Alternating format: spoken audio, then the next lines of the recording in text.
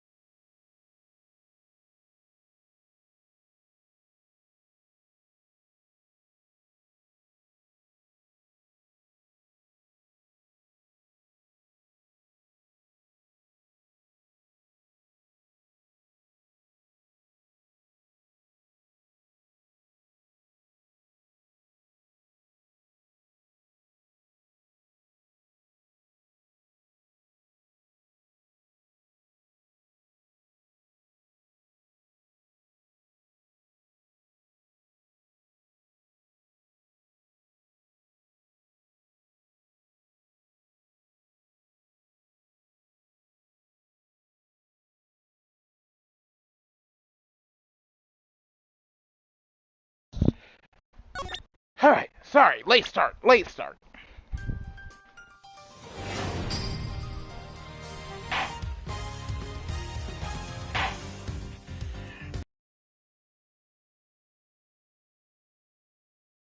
Again, some more of Ace Attorney Investigations. We're going to continue right where we left off in the last live stream, where we had made it to the latter portion of episode 2, the Captive Turnabout. We are finally in the end for today's video is actually complete episode 2. So that means if there's more than one part to the end portion of this, we're going to try and finish it all up in one go. So without further ado, let's get started right away. Today's adventure. Let's see what's in store for us. Allons-y!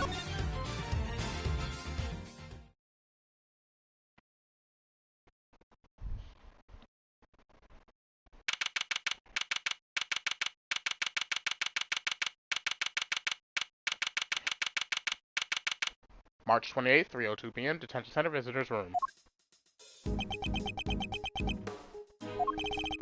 You withheld information from me. Why? I didn't withhold anything! Or at least I didn't mean to.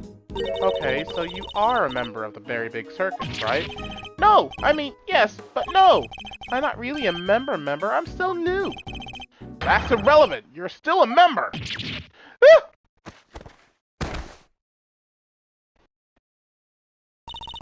Let's try this again. Why didn't you tell us?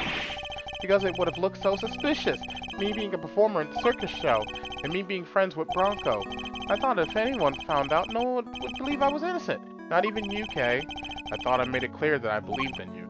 But when you stare at me like that, I get so terrified. You're a real smooth operator, aren't you, Miles? Any other client scaring tips you want to share? You're really not helping, Fender. And at this rate, it sounds like we really will need to question him about everything all over again. So, what do you do at the circus, Simeon? I'm an animal tamer. Kind of. I'm still learning the ropes. That's so cool. Do you get to train lions, tigers, and bears and stuff? Lions? Tigers? Bears? Oh my! Oh, no. I work with this little guy. Looks pretty tame already to me. So you're not exactly a tamer. More like one of those old-timey organ grinders? Monkey! Not now, money. I'm trying to... Oh, you little scamp.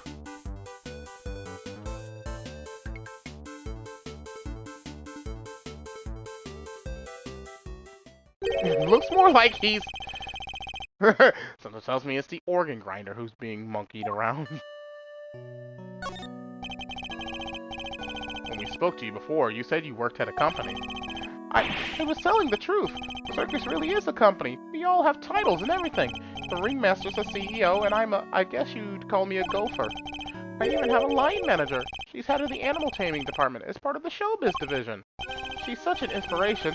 There isn't a creature in the world she couldn't convince to do her bidding. Even Miles here? I'd like to see somebody whip him into shape. I am not some kind of creature, Fender. So this line manager, was she working with you on the show? Yes, it was just us two. It wasn't all that big of a job compared to what we normally do. She's usually the one performing on stage. I just do all the monkey work. But I did have a bit part this time. So only 2 members of the circus are relevant to this case. Alright, talk me through your movements here at the facility. Sure, I came to see Bronco at around noon 2 days ago. And that was when you brought him the chess set? Yes, and that same evening, I started work on setting up the stage in the yard. It was so hard. I had to haul everything in by myself over multiple trips. They let us use one of the rooms in the prison for storage. Workshop A, I think. Workshop A, where Knight's body was found. You mean your boss didn't help you? Oh no! I can never ask her to schlep all that stuff around. Like I said, the monkey's work is my job. Once it was all set up, we did a run-through, and it must have been, midnight by the time I left. The next morning, I was back and ready for the show, which started at 8 a.m. Then we performed till 10? So... Do you have any idea why you were arrested? And why so quickly? I've never seen a guy get booked so fast. Surely even little Winter couldn't just pull somebody in on a hunch. Never underestimate the power of an underdeveloped intellect. I think I might know why. When I was moving all the stuff, I went to go see how he was doing. Bronco, I mean. You went to the holding cells on your own? Tell me you had permission. No, it wasn't a formal visit or anything, so I just sort of snuck over and hope no one stopped me. But you just seen him earlier that same date. Why take the risk? I've known him since we were kids. When both of us were all alone, he doesn't have any family, you see, just like me. I knew he'd be feeling lonely, that he'd want somebody to talk to, so I had to go see him. You don't have any family? For a while I had my dad, but he passed away when I was a little kid. Losing one's father as a child. I know that pain all too well. He's just like you and me, Mr. Edgeworth. There was nobody else nearby when you went to see him? No, the other holding cells were empty, and I didn't see any guards. Well, somebody must have seen you, or you wouldn't be in there. Oh no! No! I messed up so bad, didn't I? So the assumption is that something happened while the two were alone together? At least I imagine that would be Winter and Judge Gavel's thinking. In any case, I think we'll need to speak to your boss next. Last I heard, she's supposed to be around today, too. Somewhere in the yard. Tell her I'm sorry, won't you? I'm so sorry. Can't believe I let this happen. Sure thing, Simeon. We're here for you. If there's anything else we can do, just say the word. But I mean, that is, there's nothing I can do for you in return. You don't have to worry about that. We're friends. You know what it's like to be in your shoes. We're all part of the same club after all. Right, Mr. Edgeworth? Unfortunately so, I'm afraid. Thank you for sharing such personal details with us. By the sound of it, you had little reason to kill Knight. If anything, you're the one most affected by his passing. And what's more, I simply don't believe a person as gentle as you is capable of murder. Rest assured, we believe you, and we will get you out of here. Well, what do we have here? Gosh darn, defense attorney, that's what. Bravo, big guy. Can't believe I'm saying it, but you even reminded me of your old man for a moment there. I did? From the Book of Gregory, an attorney is a friend to the friendless. Simeon, me bucko, this guy'll suffer any hardship for your friendship. Things are gonna be shiply amazing. I didn't realize Talk Like a Pirate Day had come early this year, Fender. But that's just the thing. You never know when a pirate will strike next. Anyway, kid, you want some candy? No, thanks. I don't like sweet stuff. Oh, huh. Bummer. I wouldn't mind a nice ship myself. A great thief's galleon from the dread Pirate K. Yar, me hearties! We'll sail the seven seas together and claim the greatest treasure of all, the truth. Shiver me timbers, you two will be the death of me. Come on, let's sail for the prison yard. But no sea shanties on the way, please. What? Not even one? Look, the shutter's open. That's the way out to the yard, I believe. Let's go take a look. Come on, what are you waiting for? Someone's excited.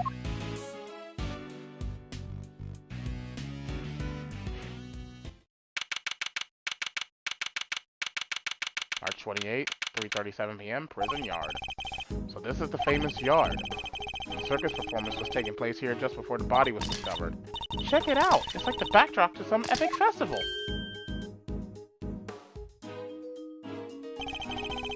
Most of the prisoners were assembled here when the body was discovered, which means that anyone who saw the show has an alibi. Building layout data updated in my organizer. Alright, time to take a look around. Ah! K! Stop! Hey, beast! Ah! Somebody help! Help me! Stay, Isaiah, stay! Who's that? Oh, hey, Regina! Aw, you found a new friend to play with. Good for you, girl. Play with? Your elephant nearly ate me! No way, she'd never do a thing like that. Isaiah doesn't even bite, at least not very often. So she does have a taste for human flesh. How did you like meeting a real live elephant up close? Aren't you glad you did? Yeah, glad I didn't die. But you did have fun, right? Right? There, sweetie, don't cry. She had a wonderful time, didn't you, Kay? Don't mislead the poor girl, Fender. She did? Oh, I'm so happy. Here, let me make it up to you. How about a hug? Keep your trunk to yourself! Aw, another new friend. Isn't this just the best day ever? I am Associate Defense Attorney Miles Edgeworth. Oh my gosh, I am so sorry. I didn't even introduce myself. I'm Regina. It's so nice to meet you. I'm Kay, Great Thief Extraordinary, Mr. Associate Defense Attorney's Great Associate. This self-introduction brought to you by the word convoluted. And your elephant's newest friend is Mr. Fender, the defense attorney. Oh, she's not just any elephant. It's Isaiah, the Asian elephant. Isaiah stopped the second you told her to. You really have a way with animals, Regina. Well, I wouldn't be much of an animal tamer if I didn't. What? So you're Simeon's boss? That's right, Regina Berry, head of the animal taming department, Showbiz Division, Berry Big Circus. It's so lovely to meet all of you. The pleasure's all ours, mademoiselle. Name's Eddie Fender. I'm a bit of an ace attorney. So much for whipping me into shape. Yes, she's perfect. What are you muttering to yourself about, Kay? That positivity, that charisma, that energy. Regina, you'd make a perfect partner in crime for the great thief Yatagarasu. Great thief? That sounds like fun. The animals and I have stolen the spotlight quite a bit in our time. That's the one thing we don't want to steal. Gotta keep it on the down low, all stealthy ninja-like. But where's the fun without a show? The down low sounds like it might get me down. Bummer. I think we've got a fundamental difference of opinion going on here. It would indeed appear that negotiations have broken down. Maybe next time, Kay. Well, Miss Edgeworth, let's get cracking. Too bad we can't see much of what's beyond that metal fence, though. Indeed, and we're in sore need of information in addition to evidence. Therefore, we should make an effort to talk with any persons of interest as well. Oh, righty. In that case, I guess we talk to Regina?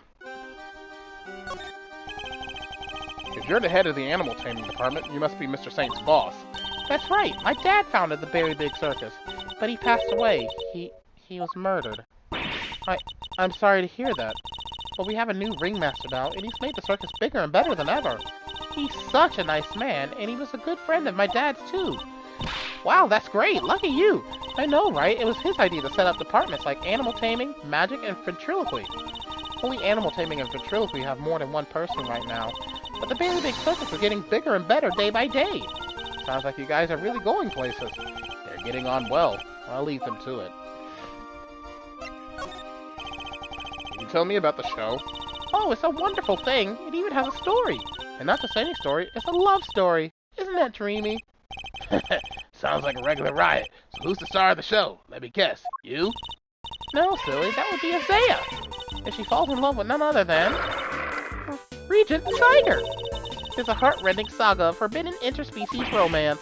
Whoa, Nelly! I've heard of odd couples, but that takes the biscuit. And that's not all. There's a love triangle, too. It's so romantic. That sounds pretty incredible, huh, Mr. Edgeworth? So the elephant, the heroine? I suppose there's a first time for everything. And, who's the third wheel? Oh, that would be the big old meanie who tries to tear our star-crossed lovers apart. Ooh, what animal do you think it is, Mr. Edgeworth? Given that it's a circus, perhaps a lion? I think a raven would be cool, like the Yatagarasu. Nope, it's a sneaky monkey. That's certainly lowered the stakes. Oh, you mean money, right? Nope again. The role in the monkey is played by Simeon. Money's far too small to play against Isaiah and Regent, silly. Anyway, the evil villain tries to tear Isaiah and Regent apart. What will become of the fated twosome? It's so exciting, isn't it? But wow, it sure is. So, Mr. Saint was more than just the little helper he claims to be. Poor Simeon. It'd be terrible if he couldn't perform with us anymore. Can you tell me about how you set things up for the performance? I recall seeing one behind the stage. I should examine it in more detail. You should have seen him moving those huge cages around all by himself. He's a total hero. Yeah. Sounds like something he would do. Weeping all the while. He was going back and forth between the yard here and some sort of workshop with all the equipment. The person gave us special permission to use it for storage, but he was the only one who went down there, so I don't know much more than that.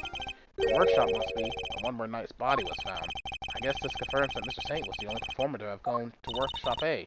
Well, this sucks. All we're getting is information that works against us. You have to help Simeon, Monsieur Attorney. We're all counting on you.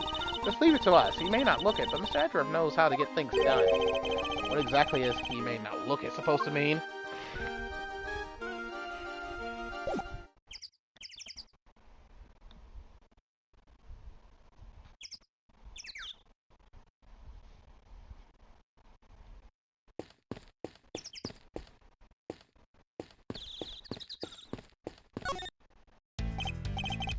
What's up?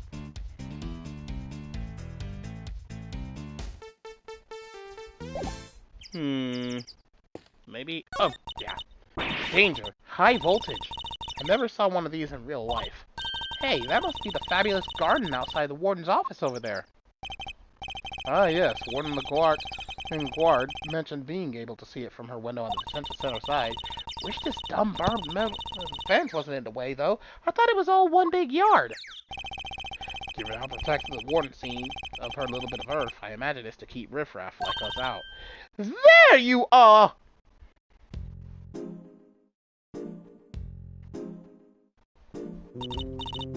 Regina Cupcake! Oh, Warden LaGuard! I've been simply dying to sit you down for a chat, you exquisite little thing!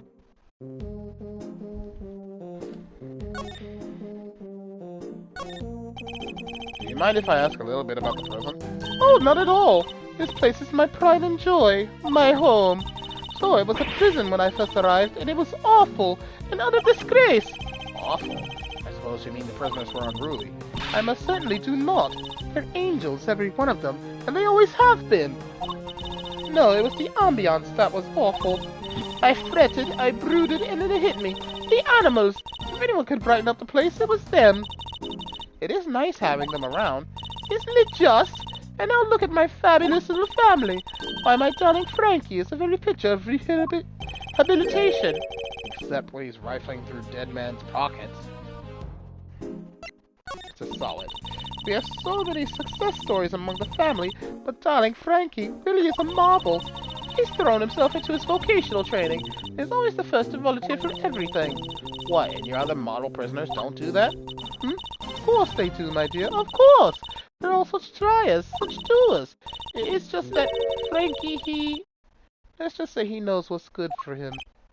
What exactly does he mean by that? Anyway, he's a very good boy, so do try to be nice to him, won't you? Loud soaring music, great leaping animals! The Very Big Circus truly has it all! And everybody who comes here gets to see it once a month. Really? In that case, let me see. She better not be thinking of something to confess to. This monthly show, is it always performed by the Very Big Circus? But of course, sweetie. I'm Regina's biggest fan. That girl's my little princess, my superstar. She's so wonderfully talented. Yes, she is. Yes, she is. And she's so adorable, so sweet. I could just gobble her right up. You're not lying when you say you're her biggest fan, huh? Which is why I'm worried about her. So worried. It's all because of poor Simeon, you see. If he's found guilty, why, darling Regina would be devastated. So you simply must make sure that doesn't happen, Mr. Lawyer. Please, I'm begging you. If there's anything I can do to help you clear up this awful misunderstanding, you let me know.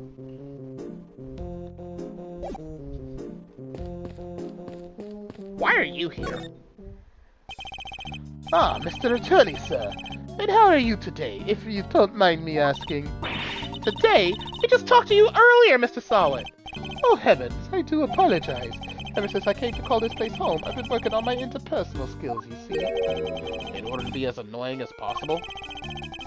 I'm currently helping out with the circus shows, to stage teardown and cleanup. But if you have need of me, I'll do my utmost to help. I'm just chipping in and doing what I can, model prisoner that I am. Yes, my stay in this prison has seen me reborn. The Frank Sowett you see before you is a changed man. Bullshit. A changed man who now targets the recently deceased? No! You misunderstand! That was just a moment of madness. A moment of madness? Ugh, you're a disgrace to all thieves everywhere. You're right, of course. I can't deny it. I still have a long way to go. As a thief? Anyway, as you can see, I have a shiny new bracelet now. Just as straight and narrow for me. Like I say, I'm a model prisoner. Not that a real model prisoner would need to keep telling me that. I'm doing everything I can to prepare for my eventual return to society. Yeah, you even skipped the show to focus on your training, didn't you? That's right. Only 2 inmates were absent, Salwin and Canis. Why didn't you tell us about Mr. Canis sooner? That. Look, I don't think there's an inmate in this prison who'd talk about him if they didn't have to. You could say he's the real one in charge around here. You didn't hear it from me, but, well, I guess it comes with being the fixer. The fixer? Yes, anything you need, he can get it for you. But how does he get away with it? I'm not sure, but he's the only one who does. I heard he has a secret way of getting things into the facility. I imagine being the fixer affords Canis certain privileges. Not that I concern myself with such things anymore, of course. I'm far more interested in perfecting my mud pack application technique. And what are these mud packs exactly? They're a special type of mud treatment, rich with minerals. It works wonders on their coats. I've been practicing on the animals here in the prison. Hope to treat them all eventually. Speaking of mud, that reminds me of a certain piece of evidence. Maybe I should try presenting it to him. Evidence?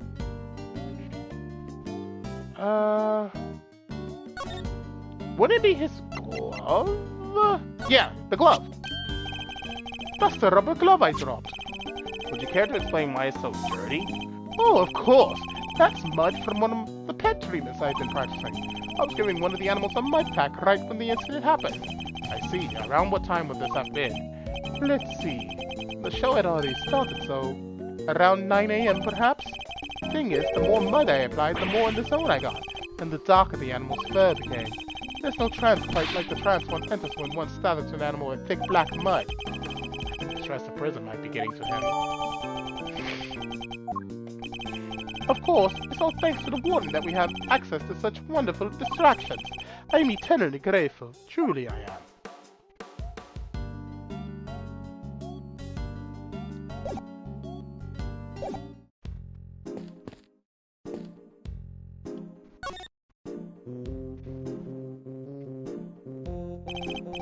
Simple, sturdily built well. I wonder if it was the work of the prisoners.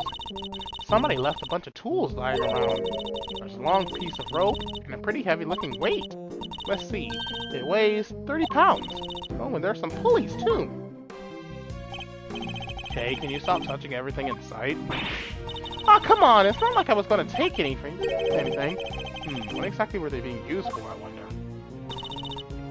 Regina, darling, you put on the most splendid show for us yet again. The stage, the stars, and you in particular, my princess, it was simply divine. That's so nice of you. I hope everybody else who watched enjoyed it too.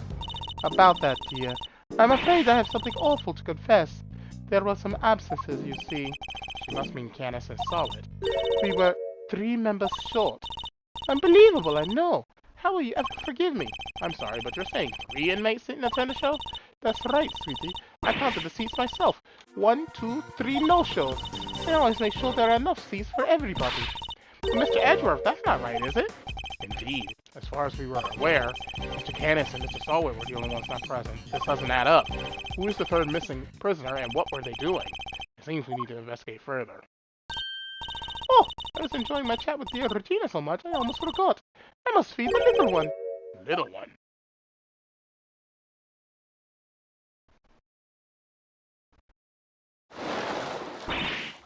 Yikes! Alligator! Alligator! You're looking as adorable as always, Allie, my sweet. Aw, she's so pretty! And what a cute name! Yes, Allie the alligator. Isn't she a darling? She's my favorite! Aren't you? Yes, you are. I'm so jealous. Can I pet her? Of course, princess, of course. Boy, howdy! These two were made for one another. They look like they'll be busy for a while. Maybe we should, go back inside the prison and check the cells. Yes, let's. Perhaps we can find a clue there as to who our third missing prisoner might be.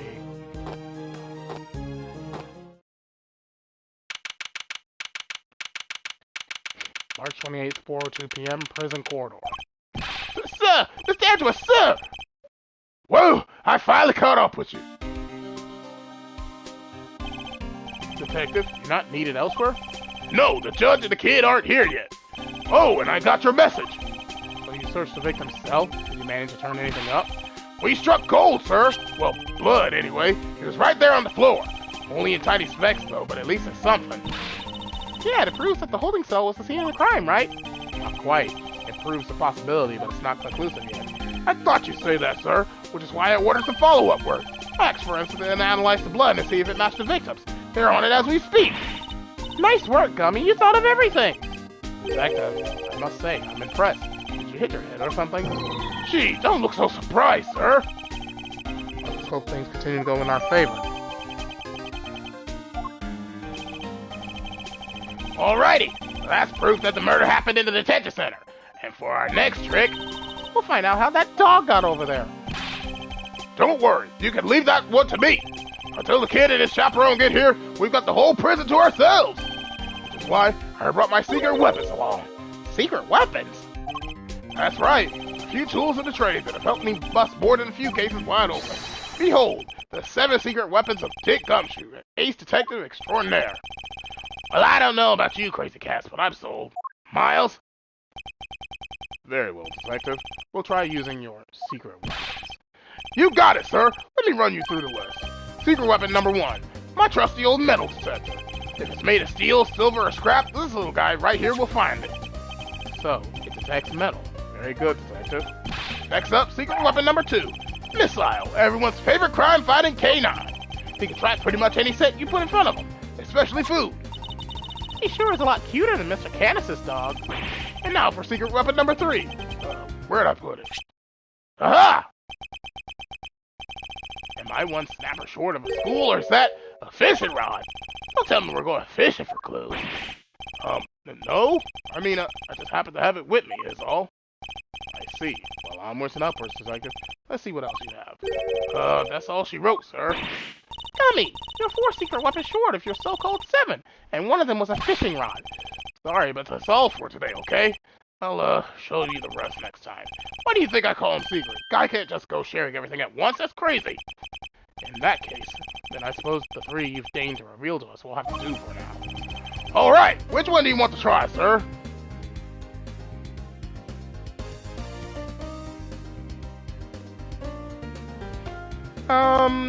I don't see how a metal detector or a fishing rod will help here. So let's try the dog. You got it, sir. Hey, Missile, here, boy. Aw, he really came. So what are we tracking? We're trying to find out how Mr. Canis's dog got to the holding cells in the first place. I suspect the same route was used to bring Knight's body back to the prison. So we give the pooch a sniff of the body. He'll find that route for us.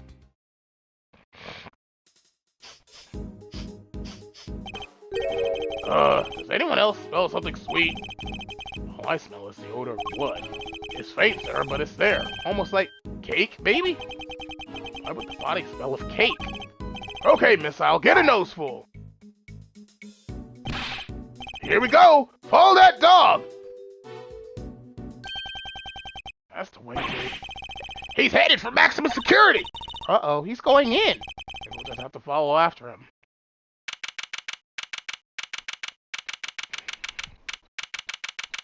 March 28, 4:24 p.m., prison, maximum security.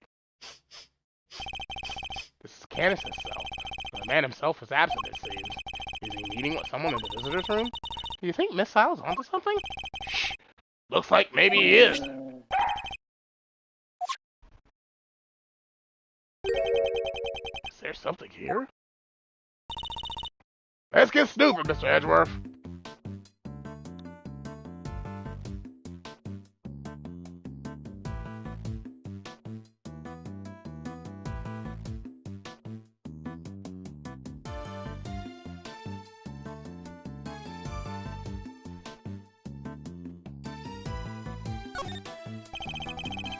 Tea and rice crackers. Mr. Canis clearly doesn't lack the comforts. I could think of worse ways to spend my time in jail than drinking tea and playing chess. I thought this was maximum security, not maximum comfort. How come nobody else gets this special treatment? Blames me as the one to help. Perhaps you could take it up with the man himself. Yikes! No thanks! Mr. Canis's chess set, complete with his special dog piece.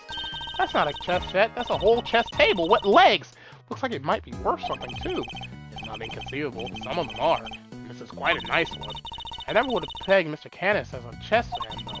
What with the whole Eastern aesthetic he's got going, I thought he'd be more into Go. Go, huh? Play? I could play Go Fish. Not the same thing, Kay. Not even close. Look, Mr. Edgeworth, that chisel's on the floor a bit smaller than the others. I'm no woodworker, but perhaps this is an all-purpose one that can be used in a pinch regardless of the job. An all-purpose pocket chisel. Makes sense. Always nice when your tools are useful and easy to carry. Is that your opinion as a thief? Nope, it's my opinion as a great thief. I walked into that one.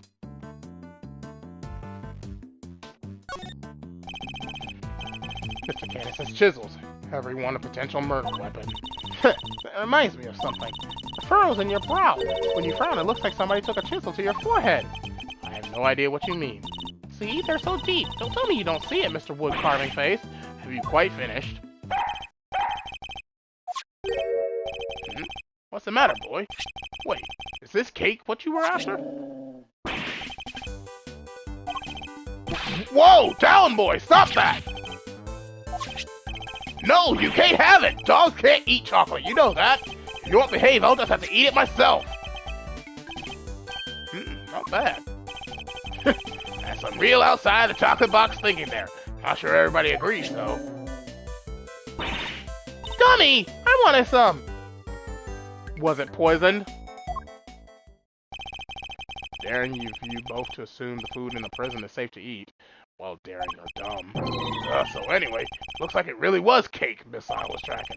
Talk about a waste of time. I suppose we got our just desserts. The little guy's definitely capable, right? Sure he is. This was just a blip. He'll follow the right scent this time, I promise. Seek, boy!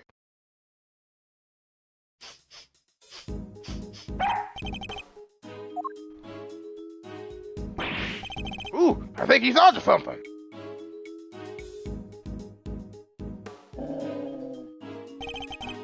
Whatever it is in there. Mr. Carcerado's cell. We need to take a look inside. Detective, call the guard. Yes, sir! Thank you, officer. A question before we begin. Is the person Mr. Carcerado still in solitary? No, sir. He came back a little while ago, and he was here for the noon roll call.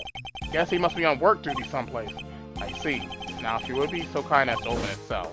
Yes, sir!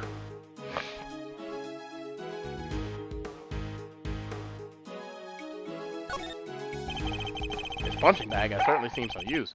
What? What breed were you again, Missile? Sure it wasn't a boxer? No way! No way, indeed. Quickly, detective, move the sandbag aside! Yes, sir!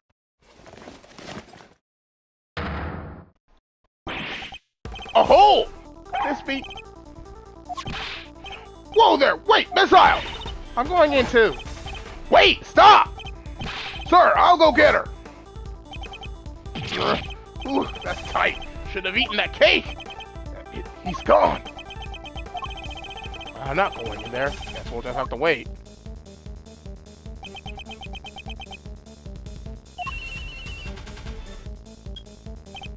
Hello? Kay? Are you alright? You're not gonna believe this, but we're in the detention center! The detention center? That hole is a tunnel that leads right into Mr. Knight's cell! What? Don't go anywhere. I'm on my way.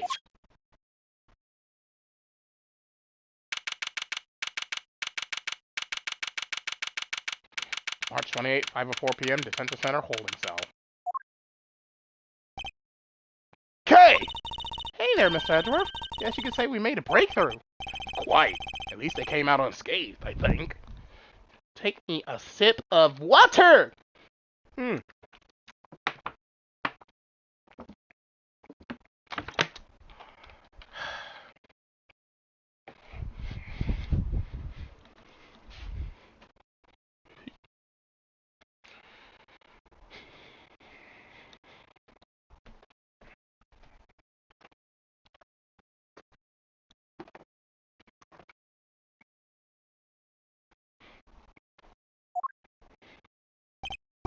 Sir, the floorboards under the bed were torn up. So that's how they did it. There's no doubt about it. This must be the route we've been looking for. The corridor connecting the detention center and the prison is locked by heavy security doors.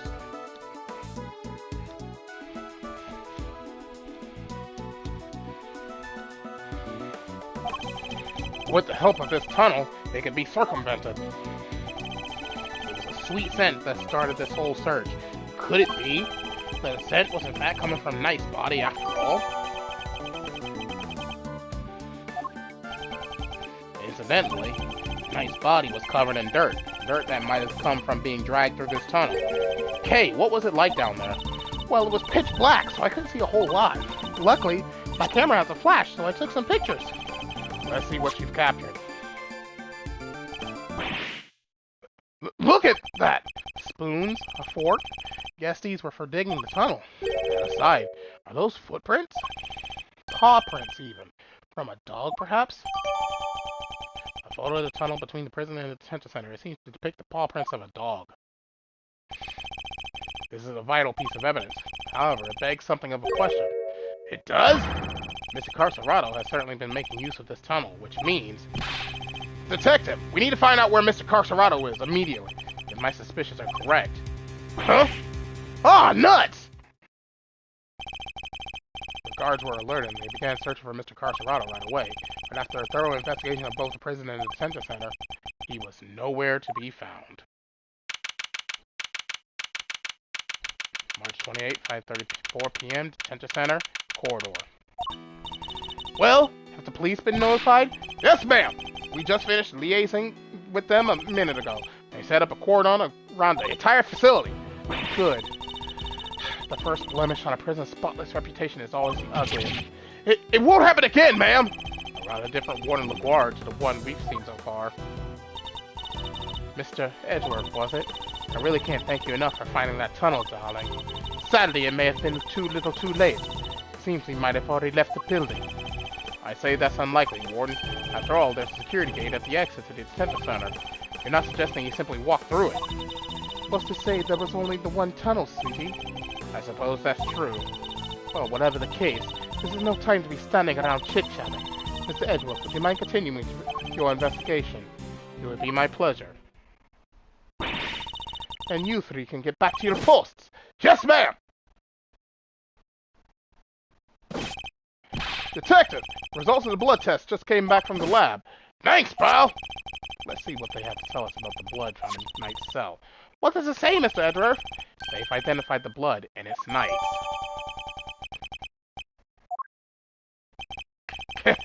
Nice job, everybody! Teamwork makes the dream work, huh? We got Knight's blood in his holding cell, a tunnel a dog clearly went through, and security footage showing Knight being attacked by the dog in his cell.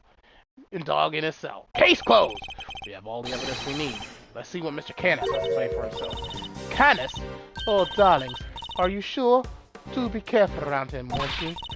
He's as well connected on the outside as he is in here. I suppose he would have been. How else would the so-called fixer stay in business? The police have been trying to crack down his accomplices for the longest time. Even I had to lend them a hand myself, you know. But that's what that was all about. He's still not talking, ma'am? Even with the evidence you borrowed from the precinct? No, and I've tried so many times I've lost count. What am I supposed to do? I can't send in a blank report. I guess a killer for hire was always going to be a tough one to crack. You borrowed evidence from the police to help with your investigation, is that correct? Why, yes, sweetie. Everything related to Canis is with me now. Heaven knows how many times I've called the secretive scoundrel into my office to talk to me. But no matter what I say or how much evidence I present him with, he simply won't say a word. Prison warden conducting interrogations herself. That's irregular, to say the least. Let your guard down and he'll devour you whole. Be careful, darlings. You have been warned. Hooey! Here I thought things couldn't get any spicier.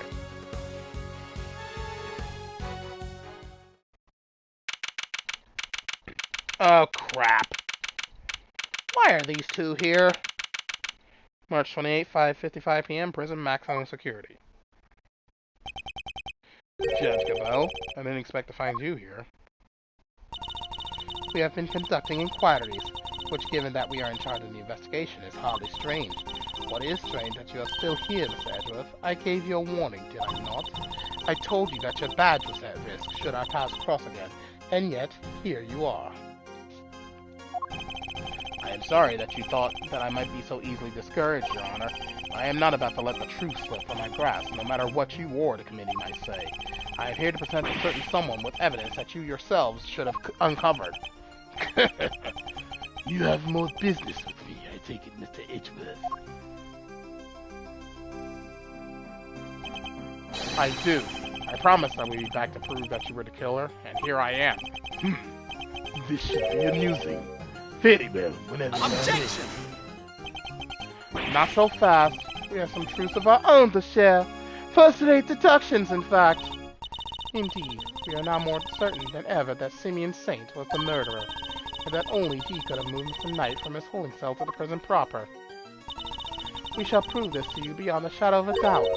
But first, a question. Are you quite determined to continue on this course, Mr. Edgeworth?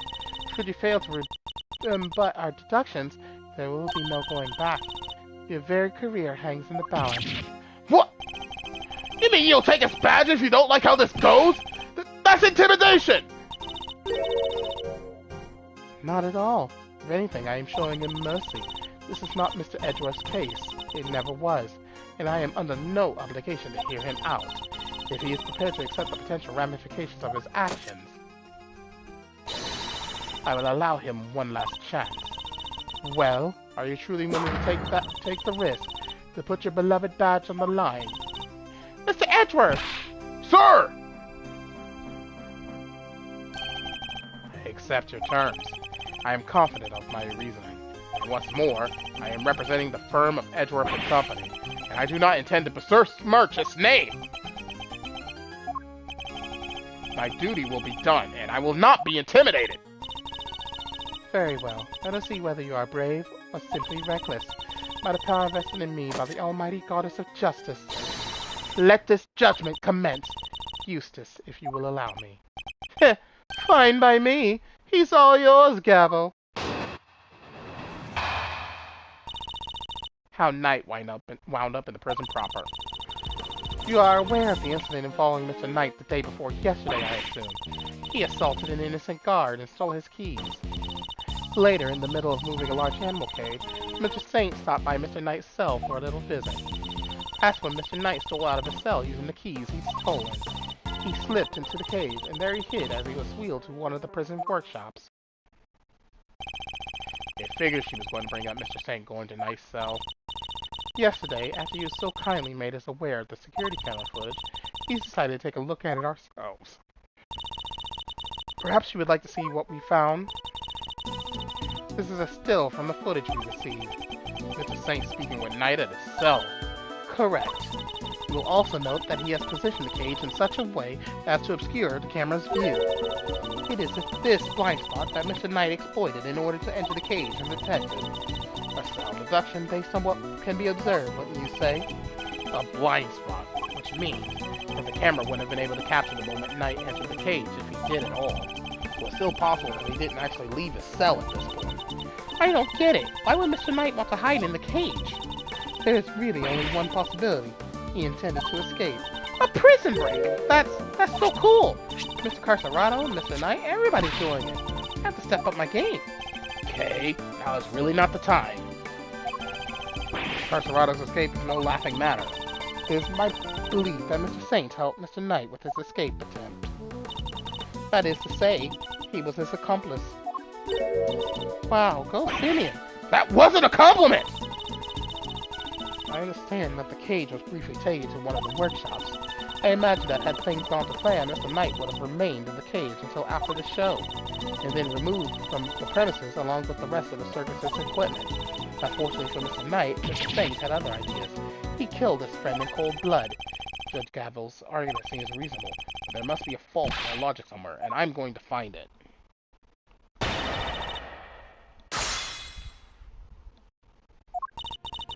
You are aware of the incident involving Mr. Knight the day before yesterday, I assume. He assaulted an innocent guard and stole his keys. Yeah, what about that? Do you have any proof that Knight stole the keys? I can think of no other reason for him to carry out such a brutal attack. If the guard he assaulted regains consciousness, I am sure he will confirm our suspicions. I wouldn't be so sure. Perhaps I should press her further on her reasoning. Yep. Sorry, but I believe there is a flaw in your reasoning. If Knight had the keys, there was nothing to stop him from leaving whenever he wanted. Why wait for Mr. Saint? There was no need, surely. He chose the option he deemed most likely to succeed. He stole the keys and hid them somewhere, then waited for an opportune moment to present himself. He hid the keys? I'm afraid you might have made an uncharacteristic oversight, Your Honor. But Knight wasn't hiding any keys. That has been proven already. And this is the piece of evidence that proves Knight didn't have the keys.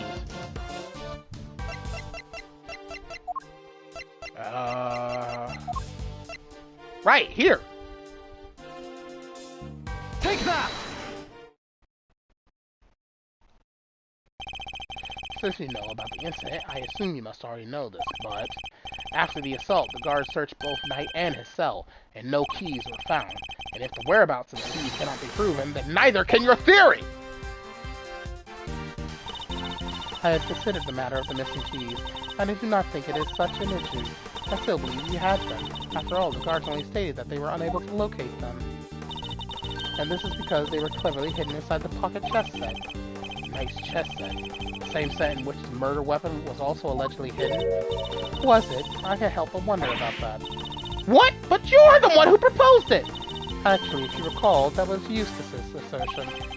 The two of them are of one mind on this, I take it. Allow me to restate the facts.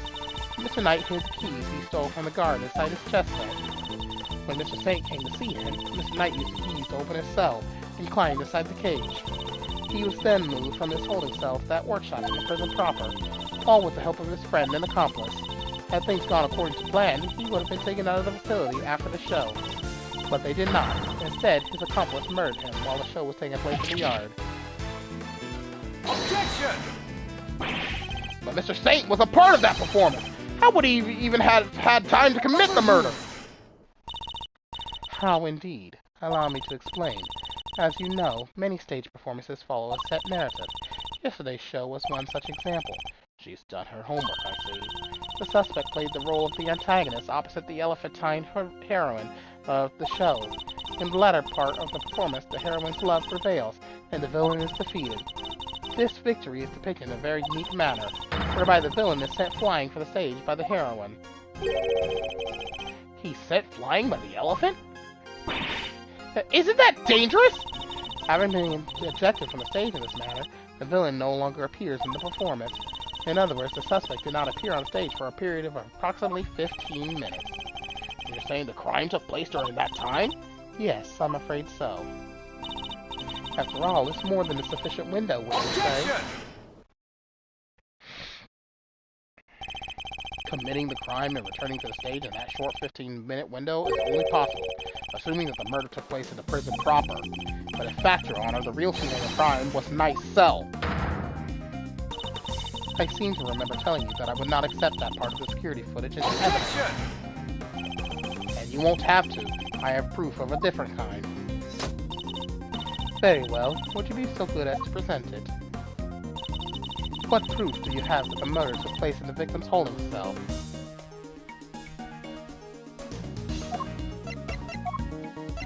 Take that! The floor. This appears to be a photograph of a floor. Almighty goddess of justice, grant me patience. That floor you're so dismissive of, Honor, has traces of Knight's blood on it! Traces, you say? Is this evidence reliable? After all, I don't believe you have access to the necessary forensic processes. I have my resources. A certain blunt instrument, you might say, but a reliable one. The detective. How very unfortunate for him. Perhaps before you decide to circumvent the law, you might have considered that the committee's influence extends to the police. Oh no! Now Gummy's badge is on the line too! Forgive me, Detective. I didn't mean to put you at risk as well.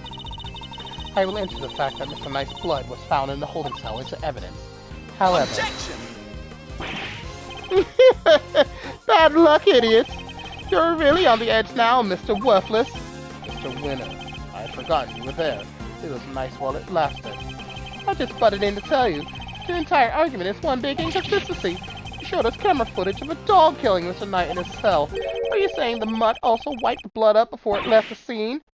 Uh-oh! What other tricks can it do, huh? A blood-wiping dog! You're a joke! You'd have wiped the blood up, wouldn't you, boy? Yes, Helmut. Yes, you would. What?! That was one of the tricks I taught him before our work together was so rudely cut short. He's a very tidy boy, you know.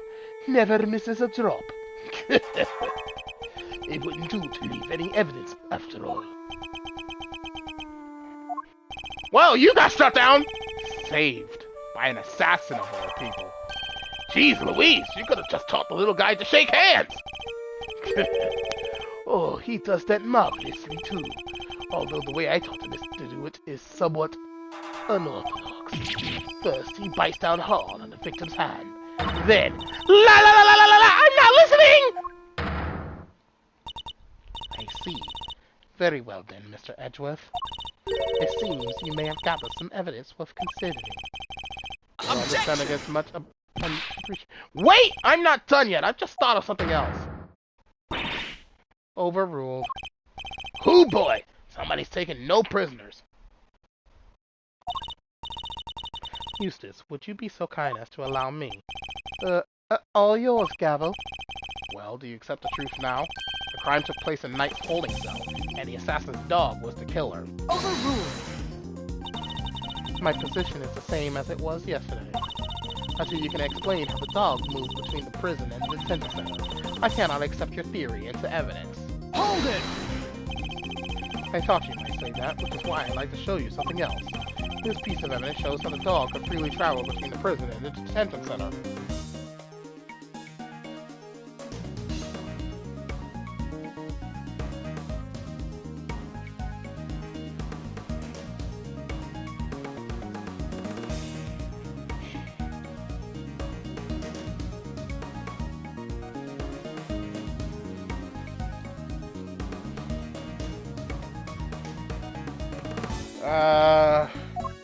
Take that!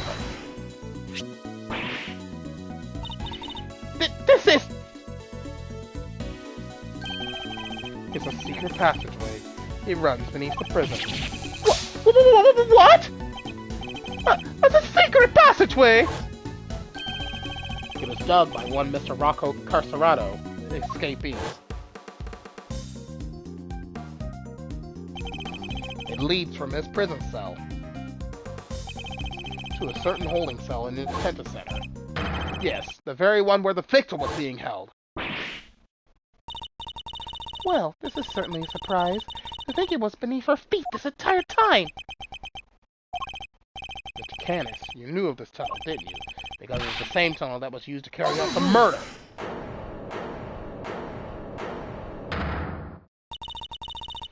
In the name of the goddess of justice! Overruled, Mr. Edgeworth! You are out of line! hold it! How so, Your Honor? Evidence is everything, whether in a court of law or at the scene of an investigation. Isn't that your little catchphrase? Well, it just so happens that I have some evidence of my own. Bronco Knight's autopsy report. His autopsy report? When did we get that? How do you not know you had it? The police handed it to me only a short while ago. The findings are still preliminary, but it has something of value to tell us nonetheless. The goddess of justice speaks to us through these pages, Mr. Edgeworth. Cause of death? Stab wound to the throat, and the weapon is said to be a sharp blade of some sort.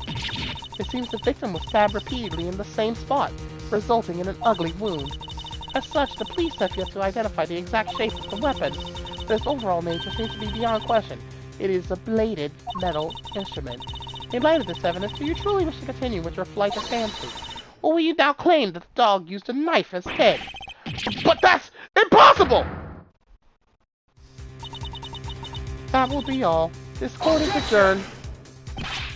But the tunnel! The paw prints! What of it? Hilmut is something of a wanderer. Perhaps he just happened to cross this tunnel one day. Although I couldn't say for certain. I myself cannot wander quite so freely.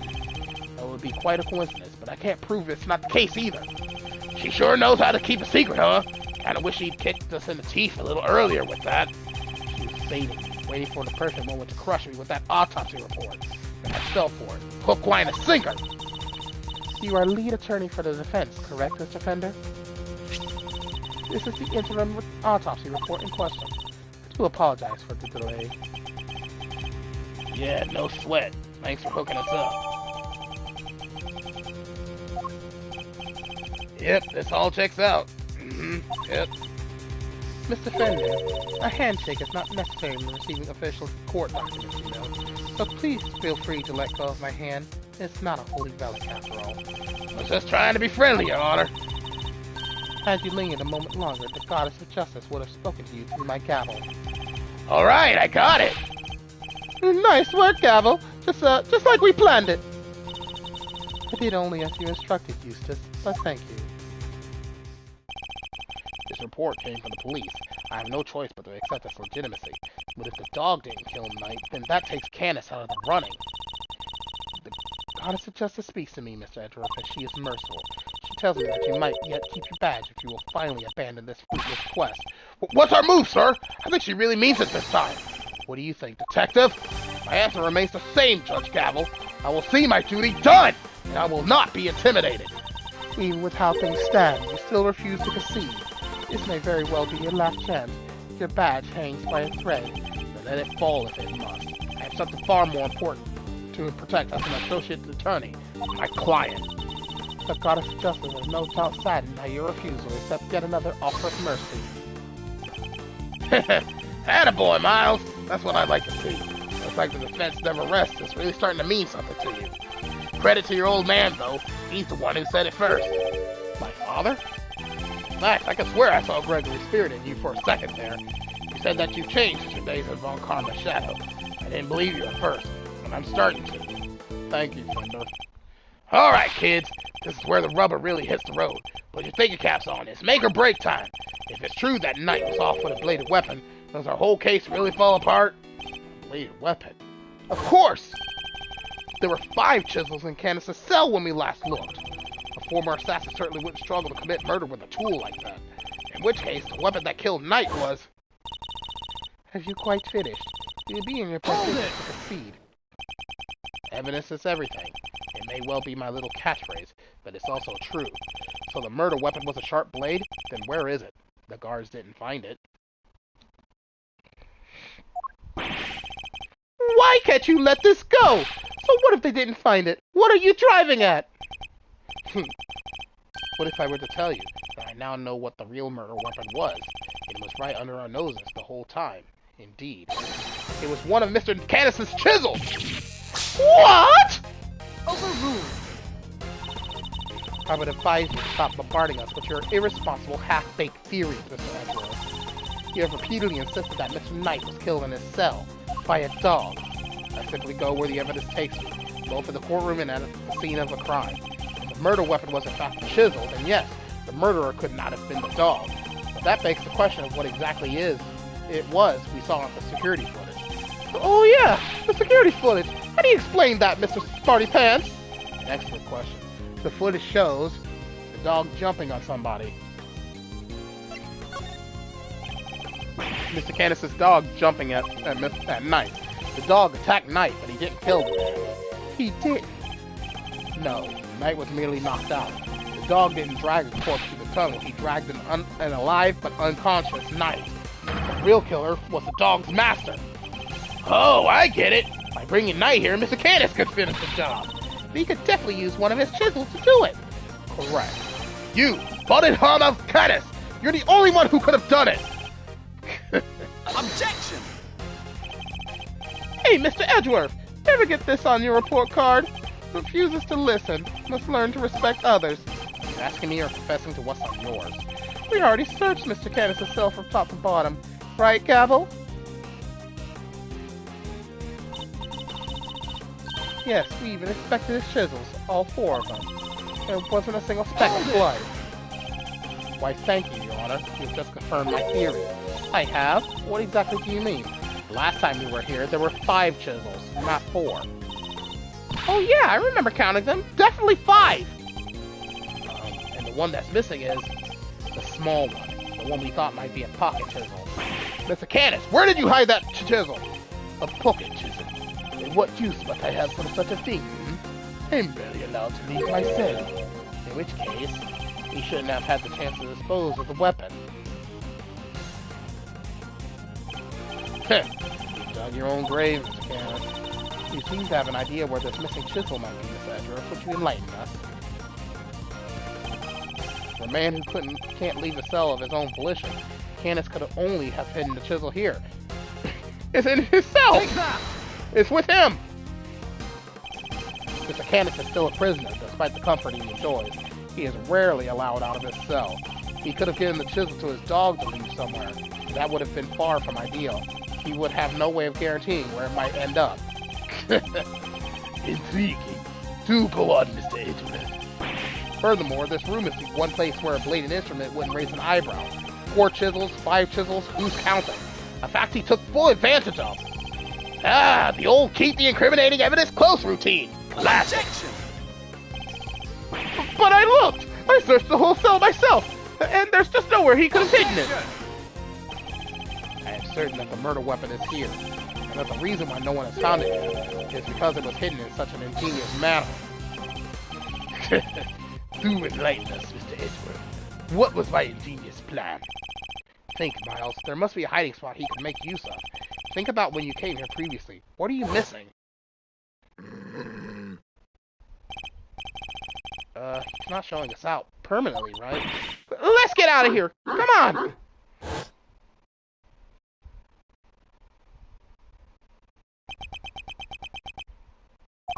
The dog!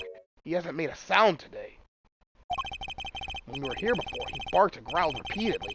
Candace even encouraged him to do so. The dog is fake. That must be it! I knew something was off. I can hardly believe it. I think I know where he hid the murder weapon. He killed the dog. Give it up already. Or not, no. It's inside the dog's belly. I expected more of you, Mr. Hold it! As well you should, if you would give me a moment. But this piece of evidence shows where you hid the murder weapon.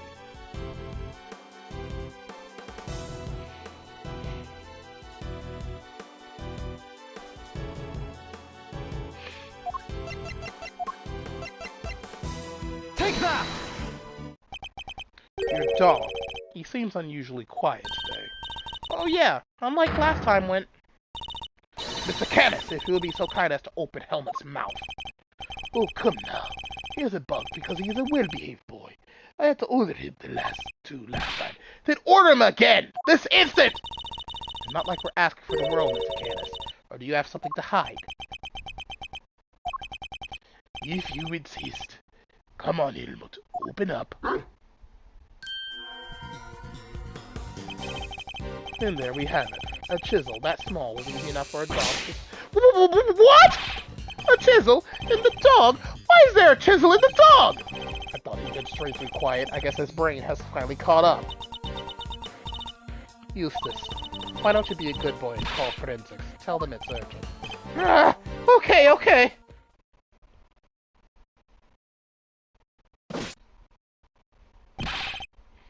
Our findings are as follows. Traces of blood were detected on the chisel. What? Not such a half-baked theory after all, was it? Alright, so we're all on the same page here. This is our murder weapon, yeah? The forensic evidence cannot be ignored. We have no choice but to concede that this is most likely the case.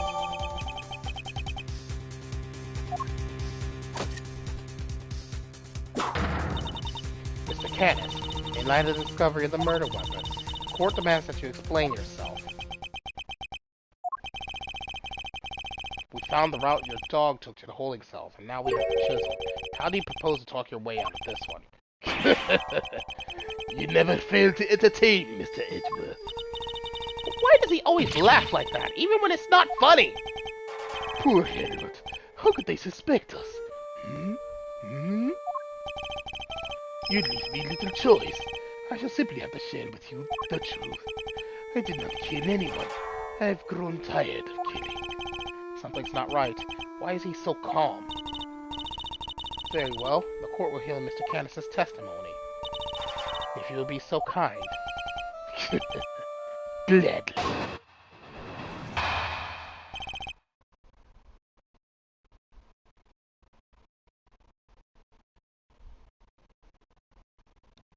Canis' defense. Perhaps you might begin by explaining what you believe my motive to have been. I never knew this knight. I had no contact with him. No connection whatsoever. Given that this is the case, why would I possibly wish him dead? Could it be you are suggesting that it was my canine companion who had the motive instead? Helmut only bears his fangs when I tell him to. I am not so bloodthirsty that I would kill a man I did not know. I mean, when he puts it that way, an assassin who only kills his acquaintances, not the soundest business model, I agree. My work requires me to deal with strangers, of course, but murder for its own sake, that's not my style. So I need to prove a link between Knight and Canis. I should go over the evidence again and see what I can discover.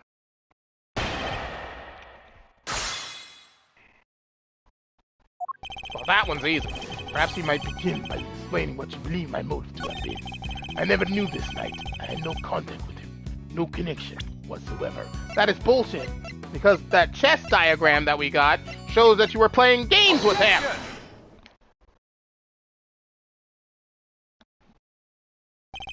Hi, Randall. You're getting sloppy, Mr. Canis. You may have trained your dog to clean up your mess, but some things still require a human touch. We found this in the victim's room. It's the record of a game of correspondence chess. What's more, the game depicted matches that game laid out on your board. What? The number of possible games has been calculated to be 10 to the power of 120, and that's on the low end. Wait, so that's 10 times 10, 100, 20 times over, right? 100, 1000? I give up. I mean, what do you even call a number that big? A vanishingly unlikely coincidence, that's what. Now, tell us why you killed Knight. Unless, that is, you would prefer to explain the coincidence. Well, they do say that truth is stranger than fiction. It is, as you say, a coincidence. But that's totally impossible! We just proved that! A coincidence of a different kind, child. I never imagined my correspondent was the victim, you say. And yet here you are. Helmut is as surprised as I am, aren't you, Helmut? Yes, yes. I suppose there's nothing for it but to finally tell the truth, boy. The other prisoners had all gone to the yard, you see. It was a show of some sort, I believe. Here I was, minding my own business, when in comes Helmut, dragging a corpse of all things. I had quite the shock, not least because the murder weapon was still in the poor fellow's neck. Of course, I was none too keen on becoming a suspect, so I had Helmut take the body to the workshop. Once there, he removed the murder weapon and brought it back to me, just as I had asked. The dog pulled out the murder weapon in the workshop? Indeed he did. Removing it here would have made an awful mess, after all. You know something that makes total sense? Remember what Mr. Sawit said, Mr. Edgeworth? That huge black dog had sunk his terrible teeth into the victim's throat! What did you just say? It was hellish, utterly hellish. That beast! That awful beast! He killed him! I see. So what Mr. Sawit actually saw was Helmut removing the murder weapon then. Precisely. I can't say I wasn't the little disappointed that he was spotted, of course. Silly boy. It's not like you to slip up like that, is it now? And there you have it. That is about all there is to tell. I did not kill the man. At most, I am responsible for the removal of the weapon. Now, will that be all? Poor Helmut is growing. Objection! Sorry, but if you could entertain us for just a little longer, Mr. Canis. Bender? No offense, Paleo. I don't think you've quite told us everything. I'm sure we'd all like to know why you thought you needed to pull the chisel out in the first place. He's right. It makes sense that he would move the body to avoid suspicion. But Canis had no reason at all to recover the murder weapon. So the mute one isn't as dumb as I thought. Please answer the question, Mr. Canis. It was because of the bell. The one attached to the chisel, and the one around Helmut's neck. Have a very distinctive design, if you will. Of course, they were something of a trademark of yours, were they not? I don't get it. How does that even work? Bottithammer Canis, the blind butcher. His appearance was always announced by the sound of bells.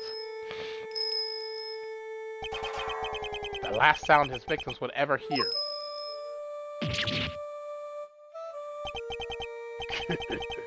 You flatter me. Though it's been some years since you last saw one of them, you remember them well.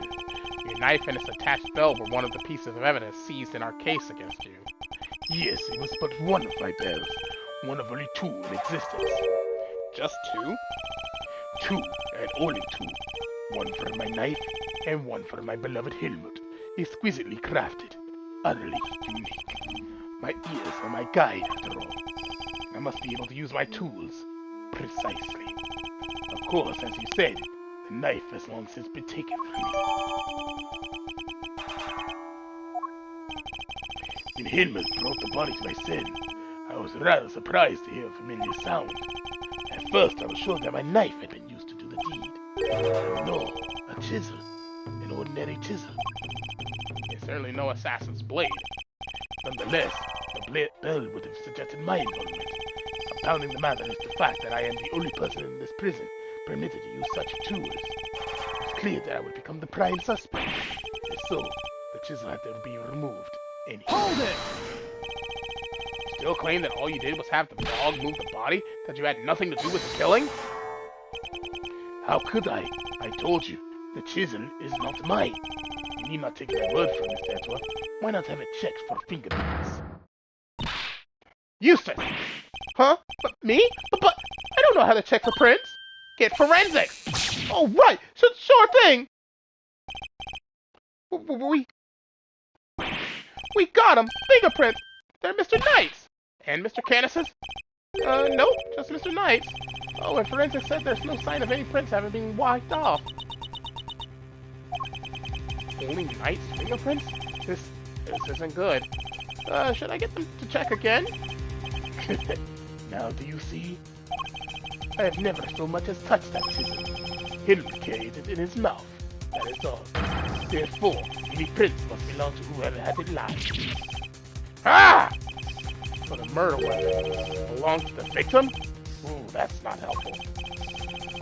As I said, I have not touched the chisel. Therefore, I cannot be the killer. Or do you wish to suggest otherwise? I've got nothing to counter with. But what could this mean? Is he not the killer after all? Is he actually telling the truth? No, he can't be. I'm sure this goes without saying, Mr. Edgeworth. If you do not find a solution to your current predicament, and quickly, I will have little choice but to relieve you of your badge. Even my patience has a limit, and I will not tolerate you throwing this investigation into chaos. Am I clear? You've done it now, sir! She's serious! I hate to admit it, but fingerprints turned everything on its head. Without more evidence, I'm back to square one. Wait, something doesn't add up. A few things, actually. What would Mr. Knight have needed a chisel for? You would do a lot with a chisel, child. Break out of prison, for one. Alright, then how did he get it in here? There's no way the guards would let him bring a super sharp tool in with him, right, Mr. Edgeworth? Hey! Earth to Mr. Edgeworth! Can't stand there hemming and hawing just because of a little setback. The important thing is finding the truth, you know? It doesn't matter how we get there, as long as we save Simeon in the end. We can't give up now, or ever. Yeah, what she said. I'll second that. You want me around with that, Kay? I'm half tempted to offer you a job for real. It's like I said, the defense never rests. Or rather, like your pop said. What do you think lies at the heart of those words, Miles? Any guesses? The heart of those words? It's like this. As defense attorneys, our client's fate rests on our shoulders. We're the only ones they can turn to. Simeon's our client, and we're the only ones who can save him. So we can't rest, not while he's counting on us. I'm not about to turn my back on your old man's legacy. Are you? I'm an associate with the defense now. No, I'm an associate with my father's firm. That's the role I have chosen. And that means that if I fail to save my client, I have failed in my duties. I will honor my father's vision and save Simeon safe.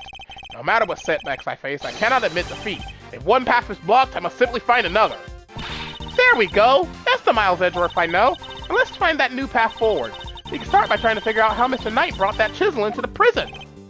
Right. How would Knight have managed to bring a chisel in here?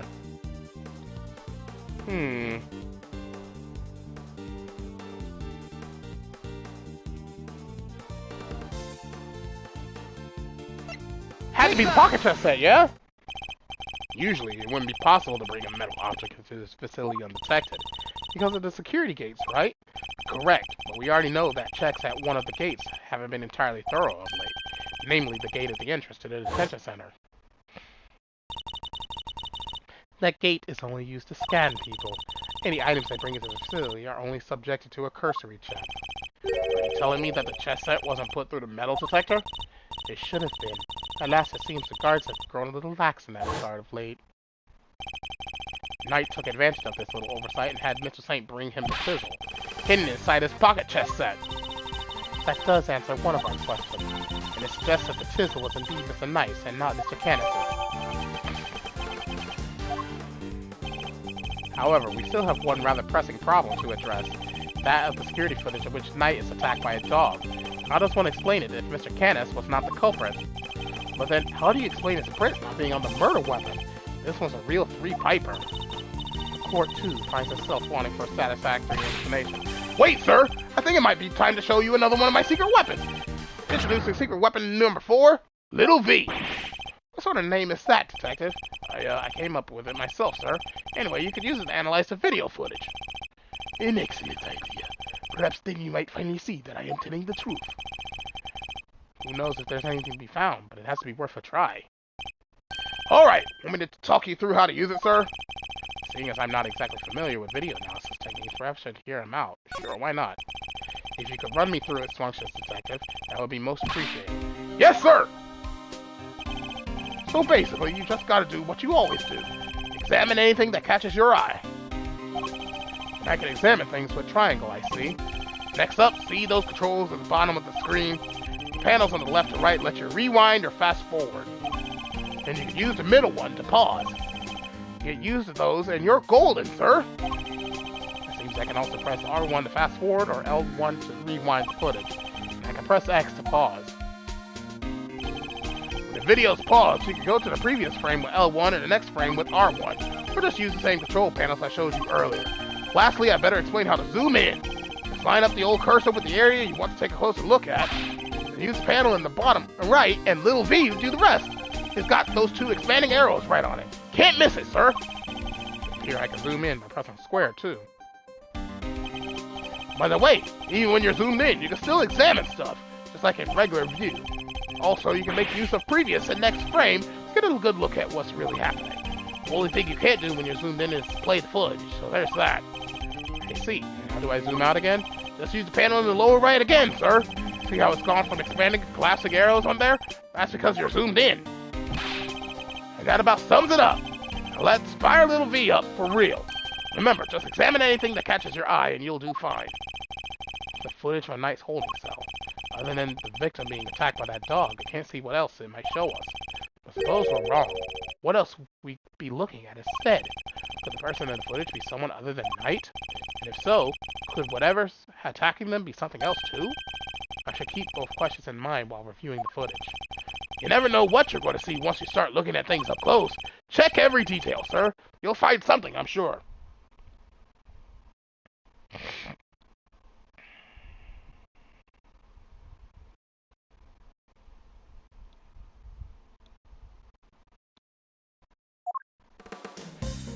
Alright, let's see here. What in this footage seems odd?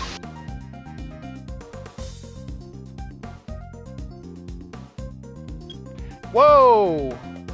Hello. It's small.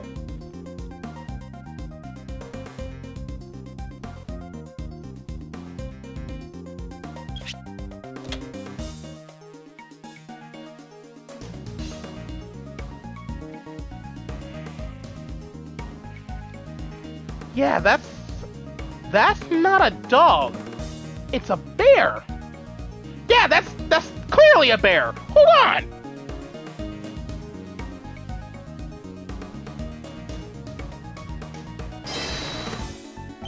Yeah, I suspect we may have made a critical error of judgment. What we're looking at here is no dog. This animal is... Yeah, that's a bear. That's not a dog, it's a bear. What? So the paw prints from the photo I took were not canine, but ursine.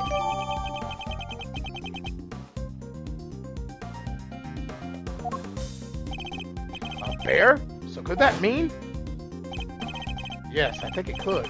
After all, who else do we know with such a pet? If we were mistaken about the creature in the footage, it's not inconceivable that we were mistaken about the person in the footage too. Maybe there's something in there that could prove it, sir. Something that shows it wasn't Knight? You're right. You can't see the person's face, which means a direct identification is out of the question.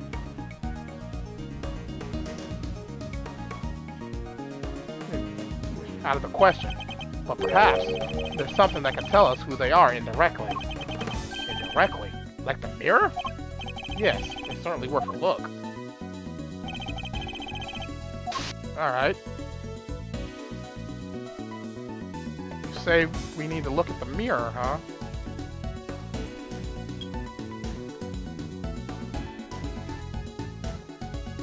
Is that a... That looks like a punching glove. Or a security guard cap. Yeah, that's a security guard cap. Yeah! So he had the guard uniform. The figure is reflected in the mirror here, too.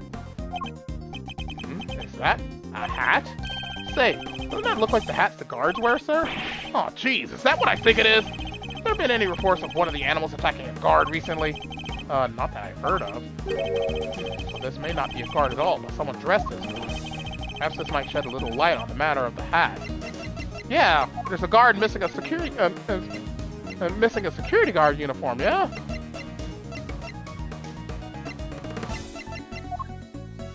Take that! So, no guards have reported being attacked by an animal as far as we know. But we did hear about a guard's spare uniform being stolen. Could the person in the security footage perhaps be someone disguised as a guard? Someone attempting to escape without being noticed?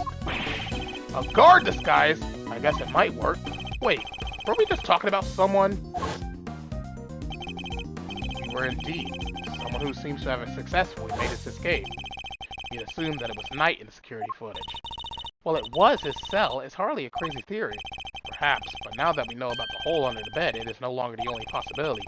Whoever had access to the tunnel could very well be the one caught on camera. And who was that, Mr. Edgeworth? Would you care to tell the court who you believe this person to be? The person in the security footage is... Rocco Carcerado. Take that! I believe I know who our guard in disguise is. It is none other than Rocco Carcerado, the prisoner who recently escaped from this facility. I'm confident it's him because he was assigned a polar bear cub as his companion. But the bear in that video is all black! Indeed, and we have evidence that explains why. The evidence that explains the polar bear's dark fur is...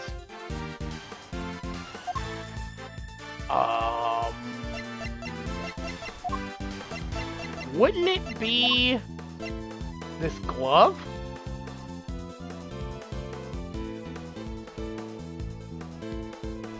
Yeah, it has to be this glove because it has mud on it. Which would make sense if he was putting some of that mud pack stuff, if it was Frank Sawit putting mud pack stuff on it. Hold on! Recall, if you will, Mr. Frank Sawit's testimony. That's the rubber glove I dropped yesterday. Would you care to explain why it's so dirty? Oh, of course. That's mud from one of the pet treatments I've been practicing. I was giving one of the animals a mud pack right when the incident happened. I see. Around what time would this have been? Let's see. The show had already started, so around 9 a.m. perhaps. The thing is, the more mud I applied, the more in the zone I got, and the darker the animal's fur became. There's no trance quite like the trance one enters when one stabbs an animal with thick black mud. While the circus performance was underway, he was giving one of the animals a mud pack treatment. And that animal could have been, indeed, our polar bear. Mr. Edgeworth, your latest assertion simply introduces yet another contradiction. The footage from the security camera. I fully understand, Your Honor, and your doubts are entirely justified. Sawit mentioned applying the mud pack while the circus performance was underway. And while this does indeed introduce a new contradiction concerning the security footage, it does? Yes, let's put it this way. When would you expect the footage to have been recorded, Kay? If it was taken right after he applied the mud pack treatment, it should have been around 9 a.m. In which case, something isn't right about the footage. Really? And what's that? The time, right? What new contradiction does the security footage introduce relative to when it was reported? It's the time, because it's 3 hours fast! 3 hours slow! It's 6:42 a.m. But the event happened at 9. Take that! Mr. Sawit said he administered the treatment at around 9 a.m., in which case security footage should also show a time of around 9. However, the timestamp says 6:42 a.m. On the day of the murder, the prisoners all went out to the yard to watch the circus. All except 3. Mr. Canis, who remained in his cell in maximum security, Mr. Sawit, who was administering a mud pack treatment in the workshop, and Rocco Carcerado, who had been awaiting that precise moment to put his escape plan into action. I believe he entrusted the bear to Mr. Sawit before entering the tunnel.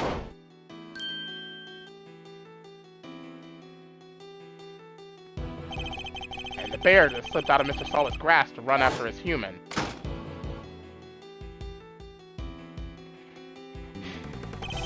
Mr. Sawit would have then left the workshop to pursue the bear, at which point he saw Mr. Canis' dog retrieving the murder weapon from Mr. Knight's body. It all fits perfectly, except for the security footage, which should have been recorded from around 9 a.m. However, the timestamp is 3 hours off. But why would the timestamp be wrong? Detective, I would like you to have the security camera examined. Right away, please.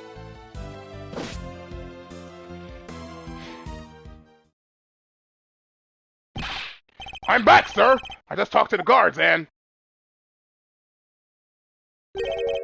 Seems like the time codes could slip on these cameras if they lose power. What? They're pretty old, sir. Guess the clock stops when the power's off. Which would mean the power was off for approximately 3 hours at some point. That's not all, sir. Remember how Knight denied stealing the keys? No one believed him, considering, well, you know, he seemed kind of like the only suspect. Turns out that wasn't all he said. He also said he was knocked out cold, just like the other guy. Which may not necessarily have been a lie. Darlings, there you all are. How goes the investigation? Is there anything I could do to help things along? Actually, there might be something we could do for you, Ward. The escapee, Mr. Carcerado. I believe he may still be on the premises. He is disguised as a guard. Here's to prove, should you need it. We're reasonably certain that the person captured on this tape is our man. If I am correct, he might even be right here in this room with us now. Hey, Mr. Carcerado would have been wearing a bracelet, right? Yes, a bracelet that could easily be hidden under the sleeves of his stolen uniform. Furthermore, the doors out of the prison proper don't have the sensors that detect the bracelets installed, so if he avoided doors with sensors, he could simply wait for an opportunity to finally make his escape. Well, yes, I suppose he could. He just had to avoid the workshops and the cells and... Oh my. He's one of you, isn't he? He's here right now! Look! It's Teddy! Hey, paws off! Get your mitts off of me, you big palooka! Thank you, Teddy. Very kind of you to confirm our suspicions. SEGA kid, if it wasn't for you, Ida... What a thing it is to be loved, huh, Mr. Carcerado? I'm almost envious. Guards! Apprehend this man! A moment, if you will. I have some questions for our would-be escapee. If we are to learn the truth, I would need to speak with him. With your permission, of course. I can hardly say no now, can I? Well, come on, then. Hit me with your best shot. Mr. Carcerado's escape route led directly into Knight's cell, so it's highly possible he has something to offer. Tell me what you were doing on the day Mr. Knight's body was discovered.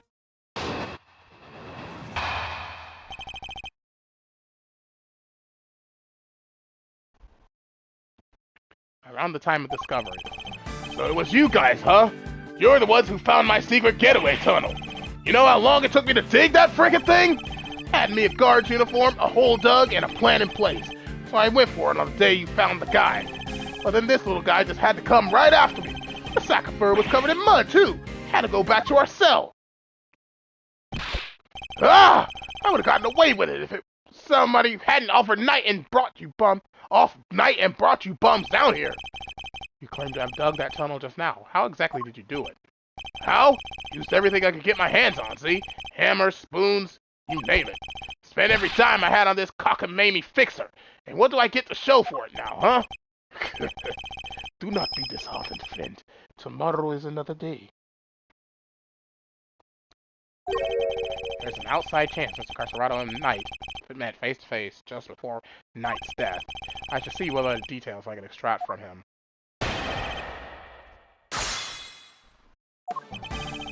So it was you guys, huh? You're the ones who found my secret getaway tunnel. You know how long it took me to dig that frickin' thing? I had me a guard's uniform, a hole dug, and a plan in place. So I went for it on the day you found the guy. Hold it! The uniform, was that from the fixer too? Uh-huh, sure was. Heard he had something on one of the guards.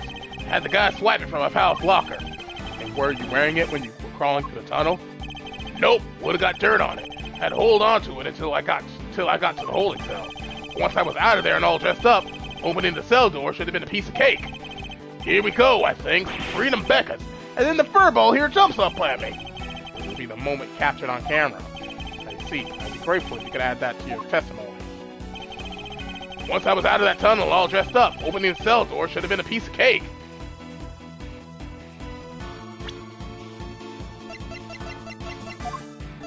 Really? How are you going to do that without Mr. Knight's cell key? claimed that leaving the holding cell would have been a piece of cake, as you put it. Yeah, you got a problem with that? 'Cause we could make it a problem if you catch my drift. Even once you had reached Knight's cell, you still had another door to contend with. How exactly did you plan on opening it? Mr. Carcerado, I posit that leaving the cell would have been a piece of cake only because you had the key. I don't got no stinking key. I didn't need one. It was a piece of cake because the door was open. I walked right out. Yes, I suppose Knight's cell was vacant by that point. There would have been no reason to lock it, and it was indeed unlocked when I went to examine it myself. So perhaps when you finally succeeded today, it truly was unlocked because it was after the murder, but you had attempted to escape previously. Yeah, the security footage shows when you tried and failed because Teddy caught you, which was during the circus performance, before the body was discovered. The holding cell was still locked at that time because no one knew that Knight had been killed yet. Therefore, you must have had the key to his cell on you. Without it, your escape would not have been possible. Are you saying, could he really have? I believe he could, yes. The theft of the keys was in fact perpetrated by none other than Mr. Carcerado. He is the one who attacked the guard.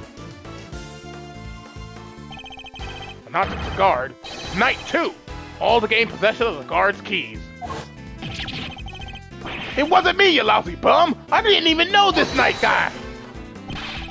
After you stole the keys, you went back to your cell to avoid suspicion, and then you waited for the perfect moment to escape. The moment when the prison would be almost deserted. That's right, the moment of the show, just before the discovery of the body. Unluckily for you, that particular attempt was thwarted by your furry friend. Says who, huh? You got proof, genius? This ain't your win yet, nuh-uh. Knight knocked the guard out for the count, and everybody knows it. Don't play games with me. Knight was as much a victim as the guard in this case. As a matter of fact, I have proof that Knight had been attacked in his cell.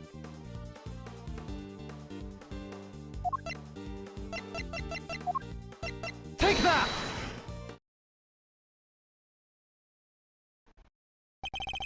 We found traces of Knight's blood on the cleanly white floor of his cell. What could possibly explain such a thing other than him having been attacked? And it was you who attacked him. You ambushed the both of them and stole the keys! Why, Ayara? What's with you, huh? That newspaper wiped that blood up good. Ain't no way you should have found it. Okay, but why did you think you had to wipe it up anyway? If they checked Knight in the guard's hands, they would have seen those two never came to blows. But that blood gives up the whole game. Ain't no way they don't figure there was a third man in the ring. Once they started sniffing around on the floor, they'd have found the tunnel in a heartbeat. And you wiped up the blood to buy yourself a little more time, so you can wait for a better opportunity. Sadly, the opportunity you sought wasn't good enough to get you clear of the prison, it seems. Now, hand over the keys! Right in the kisser!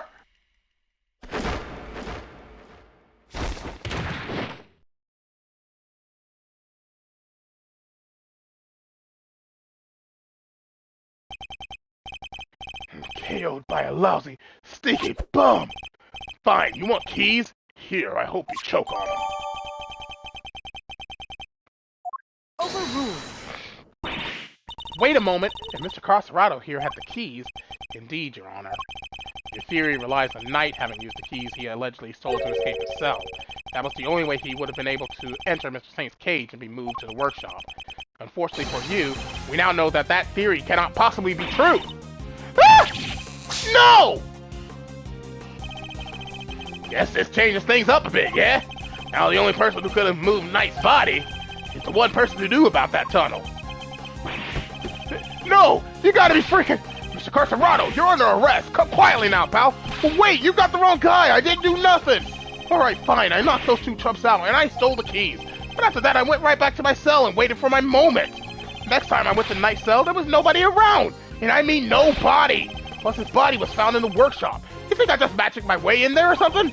I couldn't even have gotten out of my cell. Indeed, you only had the key to Knight's cell. You couldn't have left your own cell back in the prison. But Mr. Candace's dog could. What? So it's not you, but Helmut who moved the body from your cell to the workshop. I get it now. You're saying he wasn't the only con in this conspiracy. Indeed, one can easily imagine that Mr. Carcerado and Mr. Candace might have worked together. Mr. Carcerado could have killed Knight and dragged him back to his cell. And then Mr. Candace's dog took him from there to the workshop. There are no restrictions on the animal's movements within the prison. Movement between the detention center and the prison proper, however, is tightly controlled. There was only one possible route, and only you could have taken advantage of it, Mr. Carcerado. How can you be so sure, huh? Maybe there's more of them and you just don't know. Something tells me that digging even a single tunnel was arduous enough. You got that right. You try scraping more than one hole in the dirt with a spoon. Lucky for me, I didn't have to dig the whole way. Somebody already did a bunch of the work for me. What? You didn't dig the entire tunnel yourself? Nope. Found it when they put me in that cell. Ran all the way from there to the well in the yard already. Even looked down the well to check it from there. It was the same tunnel, alright. I just made good on what somebody else already started. Then what was the original tunnel for? Who knows? You're the one with all the answers, pal. Maybe somebody else tried to break out. Ooh, or maybe the animals dug it. Like, to get water from the well or something? I've heard of more plausible scenarios than that in B-grade movies, Kay. Well's dry, kid. Ain't no water to be had down there. Though, come to think of it, the smell. Yeah, always smell kinda nice down there. Nice? Gee, I don't know. Smells sort of like dessert, I guess. A sweet scent. That sounds very familiar. Where did we come across a sweet scent before?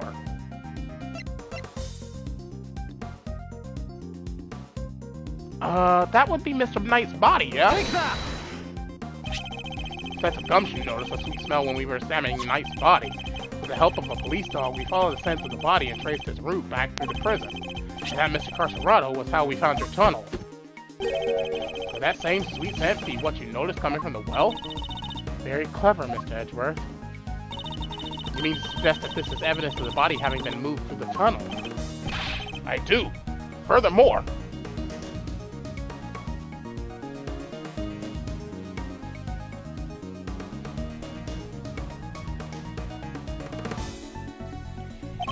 Mr. Carcerado, you were the only person who could have done it. Nobody else had access. You have our thanks, Mr. Carcerado. Truly. Finally, the truth comes into view. Now, unburden yourself. It is time. Confess your role in this tragic incident. What? You ain't pinning this on me! I'm glad to see that we are finally in agreement, Your Honor. Oh, if only we were, Mr. Edgeworth. Mr. Carcerado may have been an accomplice, but not of Mr. Canis. No, he was working with Mr. Knight. What do you mean? I do not believe that he moved Mr. Knight's body. Instead, I believe that he lent Mr. Knight the use of the keys he stole. You gotta be kidding me! Granted, it seems likely that he attacked Mr. Knight, but that doesn't necessarily mean that Mr. Knight was knocked unconscious as a result. And what if he wasn't? What if he and Mr. Carcerado had reached a certain agreement? What kind of agreement, exactly? Mr. Knight was plotting an escape for which he required a means of leaving his cell. And here was that precise means in the form of the keys Mr. Carcerado had just stolen from the guard. Mr. Carcerado himself would need to pass through Mr. Knight's cell in order to effect his own escape. Mr. Knight needed only to shout and alert the guards, and Mr. Carcerado's plans would be ruined. And so, the two struck a deal. Lady, the only striking I do is with my fist. My, still you deny it. So, we're agreeing that we still disagree?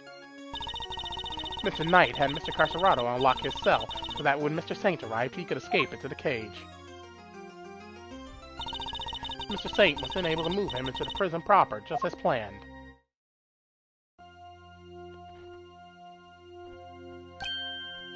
Aha! And then he took Mr. Knight into the workshop and did the dirty deed! Were neither of you listening? The scent on Knight's body proves that it was taken through the tunnel. It was moved from the cell to the... Perhaps if you would let me finish, Mr. Edgeworth. I am not denying that Mr. Knight's body was moved through the tunnel. Then what are you driving at? Is this a trick question? As you say, Mr. Edgeworth, the sweet scent shows the route the body took. However, it did not enter the tunnel from Mr. Knight's cell. Huh? And how did it get down there? There is another possibility, one you seem to have overlooked.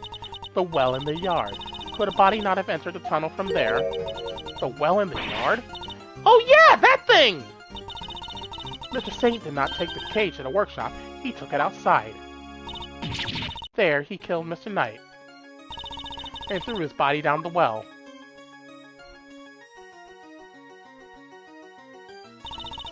Mr. Candace's dog then dragged Mr. Knight's body here to his owner's cell from the bottom of that well.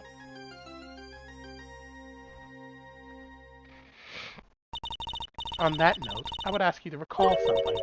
What was happening in the yard at the approximate time of the body's discovery? The circus show, right? Regina and Simeon were performing for everyone. Wait, Simeon! Ah! Ah, indeed.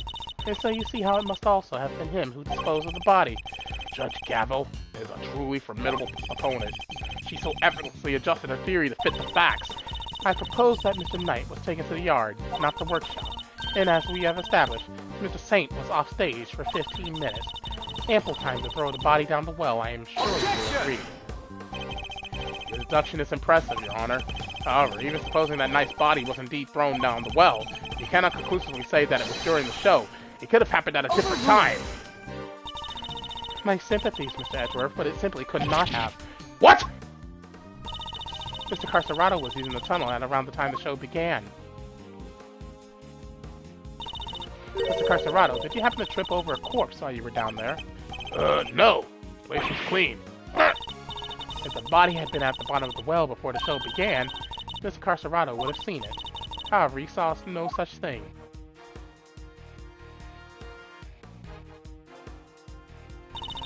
Which makes it somewhat difficult to support your theory. Furthermore, Mr. Knight's body was discovered in the workshop after the show. In summary, the body must have been thrown down the well and moved to the workshop at some point during the show. Tell me, who else could have done that but Mr. Saint? No! What do we do, Mr. Edgeworth? If the body did indeed enter the tunnel from the well, Things don't look good for Mr. Saint. Still, Your Honor, your theory is still just that, a theory. And I posit that you lack the evidence to back it up. I concede that for the moment I do not. May I suggest that we investigate the yard again? Very well. May the goddess of justice go with you. Now then, to the yard. Perhaps we can finally put this case to rest.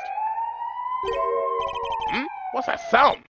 Yeah, is there a fire? Did somebody else escape? Should we maybe skip town too? Darlings, please! There's nothing to be alarmed about. By which I mean that's not an alarm. It's the dinner bell.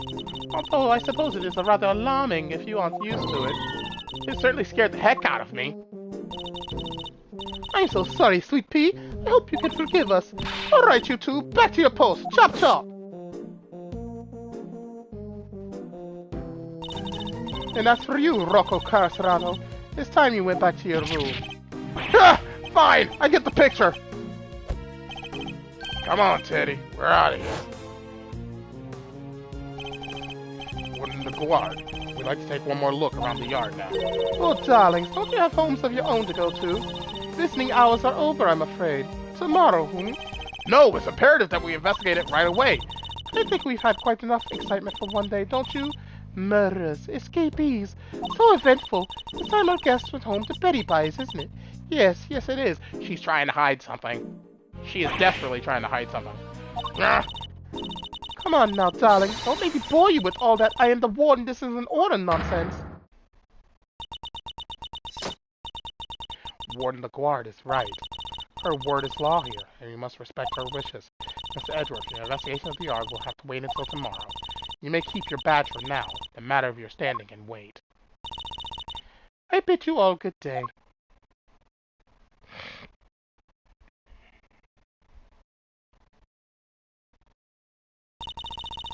What are you waiting for, kiddykins? Off you go! Fine, at least there is a tomorrow for me. Judge Cavell believes that Knight's body was dropped down the well, and then taken through Mr. Carcerado's cell to the workshop. But is that truly the case? Do the facts really support her theory? She also seems to believe Mr. Saint had to be the one to move the body. But was he really the only one with the opportunity to do so? Come on, Mr. Edgeworth, tomorrow's another day. We'll figure out a way to save Simeon, I know we will. Yes, we will. I will prove that Mr. Saint is innocent, beyond a shadow of a doubt.